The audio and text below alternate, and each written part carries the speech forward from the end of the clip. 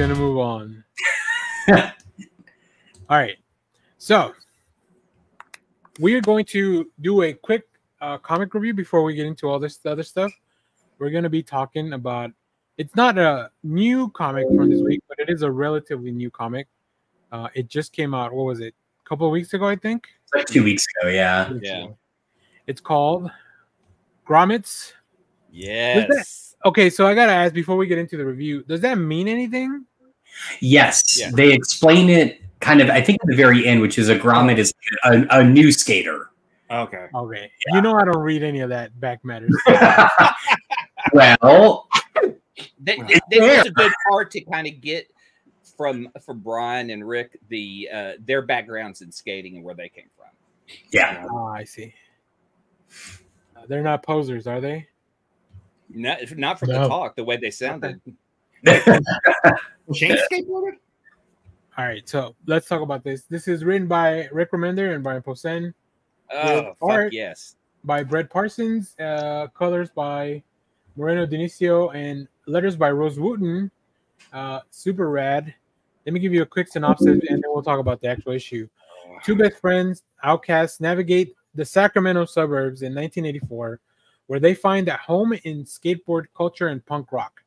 On one side of the coin, GROMMETS is an authentic look at the 80s skater culture, a snapshot of the generation that turned skating into a worldwide phenomenon. On the other hand, a heartfelt coming-of-age story that follows two friends' troubled homes as they navigate their damage in an era where no one cared. So I brought a whole bunch of people that were teenagers in the 80s. Why? Did no one care? I have a purpose. I know, same. Did no one care back in the day about where you guys were after dark? You have to Nobody go back did. to this. Let me give you a setup of this time period. You're also talking about like in the early 80s when the highest divorce rate in America ever happened. So you have half the kids you know are in divorced homes. So like I went home by myself, made my own food, just took care of my own shit because I could do whatever I wanted to because I had no dad and my mom was always at work. So you always knew someone whose parents weren't at home, so you could go do whatever. So that was kind of that's where I think you see things come out of the 80s like Jackass and stuff because you had these kids who were just left alone to go do whatever. Well, it wasn't even that. It's like, even if let's say you did come from a home that was still like your parents were together. You could be left in the front yard to play. You could leave. You could ride your bike to your friend's house, leave it in the front yard, and I'll still be there 8 hours later. Yes. But it's also that we also had to have celebrities come on our television and be like, "Hey, parents, it's 10 o'clock. Do you know where your kids are? Yeah, exactly. Do you remember that you are parents? Like, don't forget. You're supposed to be responsible for kids." If there is any tagline for Gen X's kids, it's like our parents may have forgotten us at times. I had so when we lived in Alabama, we lived in a tiny little town, and my brother and I would just go roam around like after school, we were just on our bikes roaming around. And basically we knew it was time to come home because my dad would go in the backyard and he had this incredibly loud whistle. And he would just whistle in a way that we knew. And we're like, oh shit, that's Dad. We got to go home. I mean, and that's just how it worked. I mean, you really just roamed around on your own. Yeah.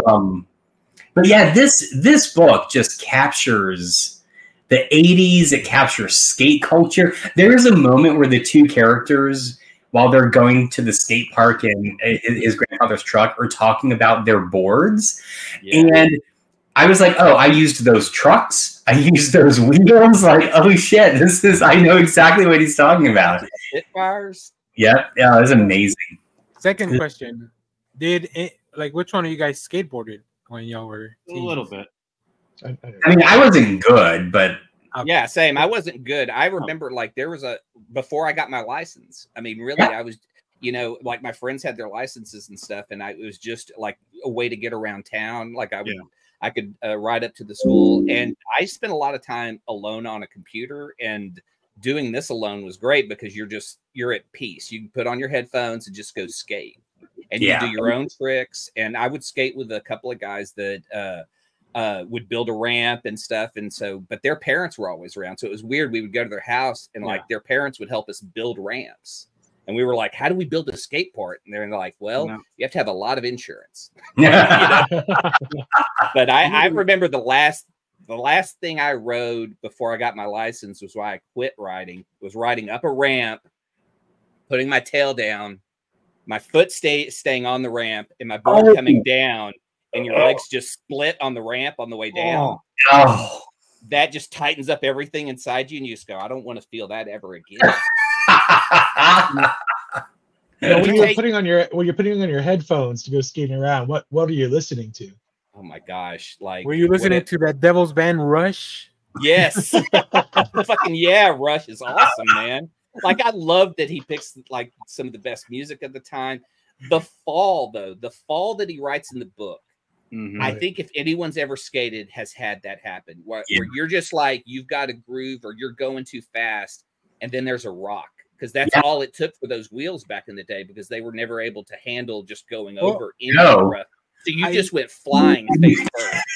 I love that sequence because it starts with the meteor. I know. It's like you get like a 3-page like history of the universe, you know? It's so good. Yeah. It's like how did this little rock get to where it's to cause this guy to like, you know, face plant?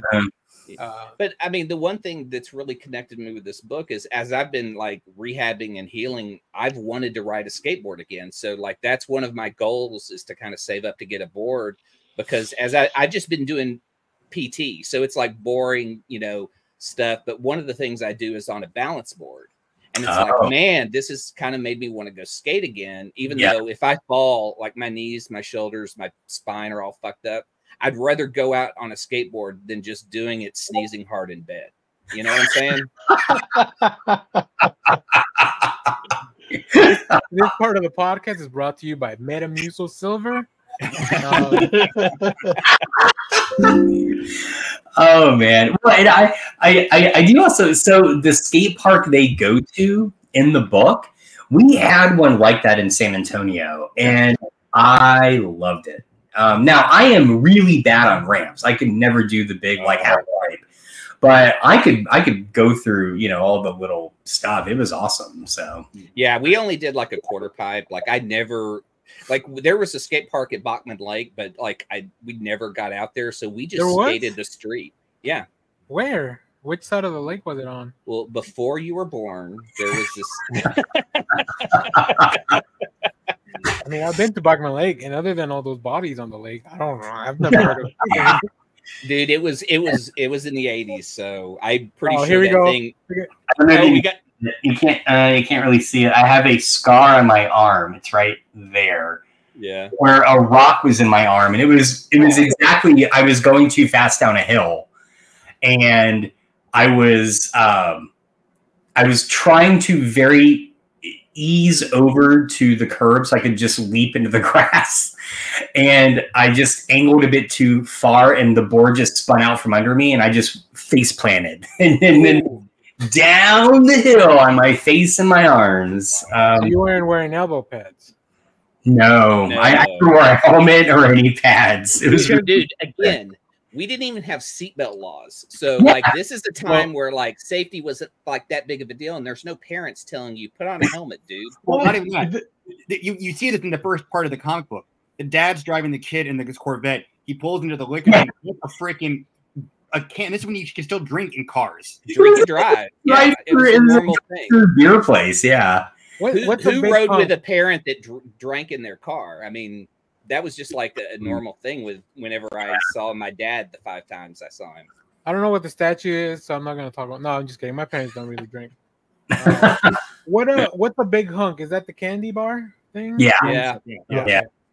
I do like seeing all the little businesses in the back. There's a Taco Bell. You can. I mean, I don't know. Classic Taco Bell. Yeah, the more offensive one. So that building is offensive. It's only once you step in there. That's the problem. Yeah. Oh, okay. I did. Oh, sorry, Danny. Go ahead. I was gonna say there is some salty language all throughout the comic. Feels very. They're really good at capturing. Like everybody was a dick back in the day. Like fuck yeah. There was no like mental health awareness, anything like all that stuff that from today was unexistent back then. Like it just you couldn't do it, and if you did it, you were made fun of. Yeah. Like so. This is the time period where you get all the things that you have to go to therapy for. Yeah, so this 100%. Is the time period where you're dealing with the peer pressure, like him trying to be in part of that skate group because he sees kids with a skateboard. That's not always true, because like if you didn't ride as well, they would shit on you, you know. And so it wasn't as, you know, like as nice as they say in the comic, where it's like, well, you would get, well, I guess he says it in the back, because I think Rick or Brian talks about it in the back, where, you know, it was also kind of a competition, like who could do this trick, and you kind of supported each other. I did have a group of skater kids that I did get that vibe from, but a lot of the time you would just get like hate. Like if you wrecked bad, I mean, you probably would get more cheers than if you did a good stunt from these people. It's like, you know how like you'll go to a comment section, you'll see somebody say just whatever, and you're like, you would never say that to somebody's face, and they're like, that well, was the 80s. The 80s, there would be at least one person who would, you know, like All right, let's talk a little bit about the art before I love hearing about your stories, but perfect. The art is great, and it really reminded me of Jamie Hewlett. Like I loved it. See, I got a Jamie Hewlett, Jack Davis from Mad, like that kind of. Oh yeah, I can see that too. Yeah, I think it captured really well the spirit of what Sacramento looked like in the 80s too. Like it just, even with the colors, like it just really, it feels like, to me, I got a vibes of like those 80s coming of age movies, right? Like like I could kind of hear, even with the song here playing, or when they put on Rush on the truck with the grandpa, which cool grandpa that let him, you know, not every grandpa will let you just put whatever you wanted on the radio. No. When the grandpa's like, you ever seen a old lady fill her panties before? Yeah. Like everybody then was really pieces of shit. I mean, it's just really that kind of atmosphere of the 80s. You got that from a lot of the parents that were like, you see the dad driving the vet, who's obviously divorced, going through a midlife crisis. You have all these parents who are wanting to do their own thing. And so at times they're like wanting to be like cool and talk to the kids and hang out. Because I remember when I was in high school, I worked in a sporting goods store, and the guys there had a softball team. They would always invite us over to their house to like drink and smoke weed, which was weird, you know, because we were like 16 and 17. Speaking of, here's the guy in the car. He's token up. Yeah. And then I love that is Stranger Things. Take out the horror aspect, and you've definitely got a feel for the Stranger Things kind of early 80s. And this is also a junior high, right? He goes to junior high now. I don't know if these kids also go there, or they're like from the high school that's close by, but they definitely look like in the 80s. You know how like all 30-year-olds played the teams, like especially the bullies, which is funny because now in Stranger Things, like most of those kids are not kids anymore. They're old. They're old now, so they're still gonna be playing like teenagers. So I think it really captured it. I love this panel. I mean, this page with the 9 panels of the school day. Like from bell to bell. You know, going through the 7 periods, which I think that was usual. I think it was about 7 periods that we've gone through in school. So I think, granted, the story is perfect because I love those two minds working together, but this art captures everything of that time period. It is like, without the story, everything in this is drawn to what I can remember that time period like, or get that vibe from, especially from like California. Yeah. All right. So before we close out this review, I wanted to do something kind of fun that we've never tried, and we'll see how it goes. What better time to experiment than when we are live on the show? So at the end of the sorry, Jeff, you were saying something? I said we'll do it live. Oh yeah, thank you. At the end of the comic, you get to read the after page. Now I didn't read it. These guys did. They were talking about it. Listen, I don't have time. There's not enough time. I gotta go read other comics. If they put a picture in there with the words, would it help? Yeah, maybe. Probably so. Pull this paragraph down to an image. If they put it in a little Pokemon card pack, would you have pulled it out? Yeah. So at the end, they also have an email address where you can send them thoughts about your email. So send thoughts about that. Obviously, I'm gonna probably send the link to this video to the team so they can watch it. But I wanted to type out an email. So we'll don't worry about the intro. I'll write that. Dear Mr. Rick Remender and company, what would you guys want to tell them? And I'll put who each one of them is from. Fuck, I don't know. I mean, they captured the time period perfectly. Like they captured the mood, the look, the vibe, the attitude. I'm not a secretary. Oh, I'm sorry. It's just like flowing through my head of everything. I'm not a stenographer. This thing is going to be full of so many baby reindeer typos. Like it's just. I mean, I'll spell check it before I send it. All right, so that's from Clay because we want them to use these as quotes on the trade. Oh yeah. Think of it like that. I want to tell them thank you for shining a spotlight on the greatest generation, Gen X. I'm gonna put the greatest generation. And can you please help me figure out how to get better medical insurance for all the skate injuries I have? Thank you. Love, Josh. I just want to skate with Brian Posehn. I know, that'd be awesome. Yeah. I feel like with the way his voice is, he has just the best put down voice, right? Like smooth move, X-Lax, I'm definitely gonna include an invite to come on the show. That'd be awesome. You got anything? Yes. If I had a pull quote, I would say perfectly encapsulates the mood of the 80s in the best way possible. So I'm just gonna put what Clay said. Jeff's quote is ditto. Ditto. Oh. Perfect for old people. Yes. If you need a colonoscopy now, you'll love this book about your childhood.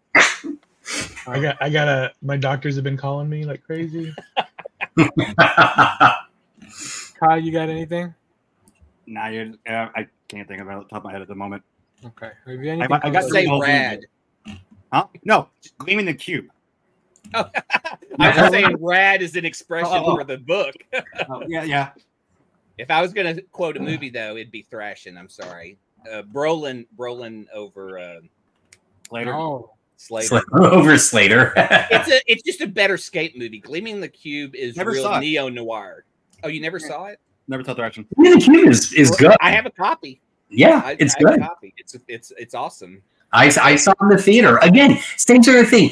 Any popular media representation of skateboarding, if you were a skater, you were there. You're like, oh, this movie has skaters in it? I'm going to go. Yeah, we watched Thrashing and Rad every day and then would go skate because we didn't have a local skate shop that had skate videos. So, so we were like skating in 85,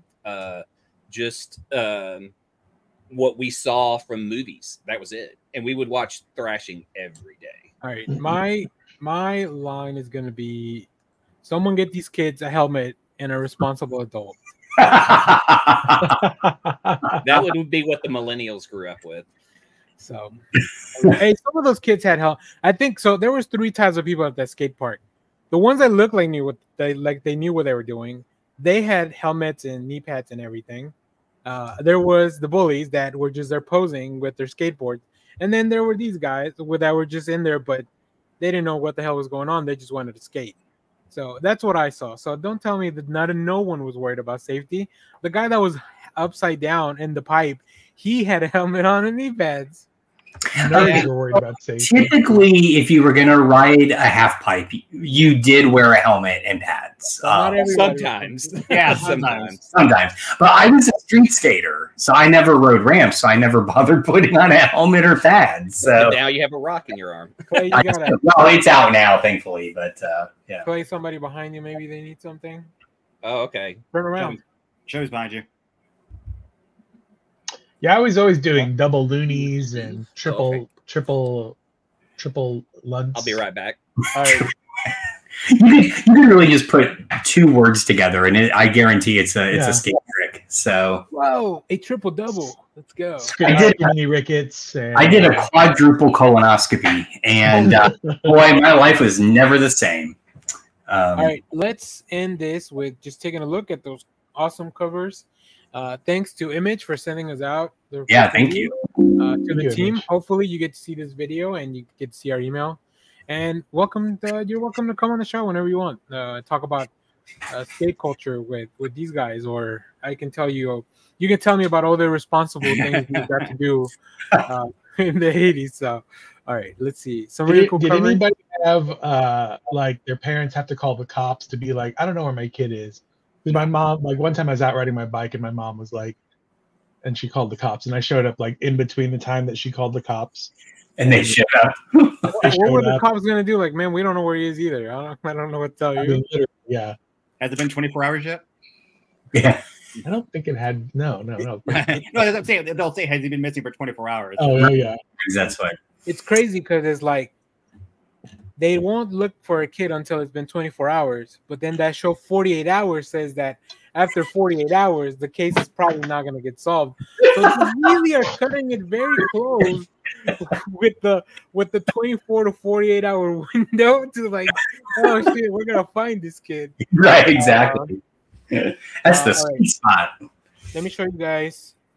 These are some of the variant covers.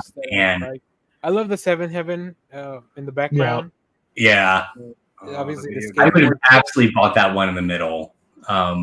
But my shop didn't have it. I do like the one on the right too. Oh yeah, I like all these. There's a lot more. These are my favorites. That's why I picked them for this. So